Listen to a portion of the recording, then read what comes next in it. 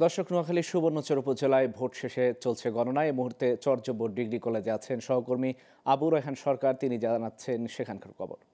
ধন্যবাদ ইমরান। যেমনটি বলছিলেন, সারা দেশে নেই, নোয়াখালী সুবর্ণচর উপজেলাতেও কিন্তু সকাল ৮টা থেকে বিকাল ৪টা পর্যন্ত সুষ্ঠুভাবে ভোট হয়েছে। দু একটি বিক্ষিপ্ত ঘটনা ছাড়া কিন্তু ওভারঅল সর্বোপরি ভালো এখানে ভোটাররা সর্বোপরি ভোট দিতে পেরেছেন।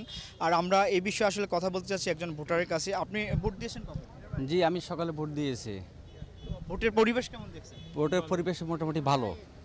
সকালে একটু বৃষ্টি ছিল, বৃষ্টির কারণে ভোটাররা উপস্থিতি কম ছিল। এরপরে বৃষ্টি থামে যাওয়ার পরে প্রচুর সংখ্যক ভোটাররা উপস্থিত ছিল। ধন্যবাদ। যেমন তিনি বলছিলেন যে সকালে কিন্তু বৃষ্টির কারণে ভোটারদের উপস্থিতি কম থাকলেও কিন্তু বেলা বাড়ার সাথে সাথে ভোটারদের উপস্থিতি বেশি ছিল। আমরা আরেকজন ভোটারের সাথে কথা বলছি। ভোট গণনার শুরু হচ্ছে, ভোট শেষ, তো আপনারা ভোট গণনা কি প্রত্যাশা করছেন? ইনশাল্লাহ আমরা সুস্থ সুন্দরভাবে ভোট হয়েছে। এখন আমরা ভোটের রেজাল্টের অপেক্ষায় আছে। আমরা রেজাল্ট হলে আমরা আনন্দ মিছিল বাহির করবো এখান থেকে।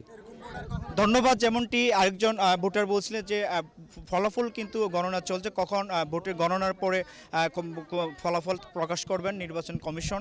আমরা আছি সুবর্ণচর চরজব্বর ডিগ্রি কলেজে। আসলে নোয়াখালী চরজব্বরে পাশাপাশি যে 61টি কেন্দ্র আছে, ওভারঅল কিন্তু সব দিক দিয়ে সুষ্ঠু ভোট হয়েছে এমনটাই প্রত্যাশা করছেন ভোটাররা।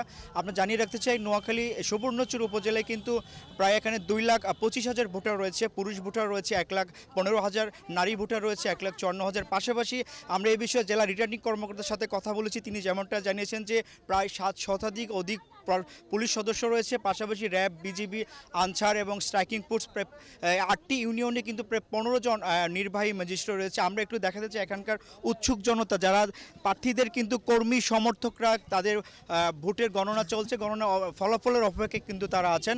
আমরা নোয়াখালী সুবর্ণচর উপজেলার চরজব্বর ডিগ্রি কলেজ থেকে আবু রায়হান সরকার, গ্লোবাল টেলিভিশন।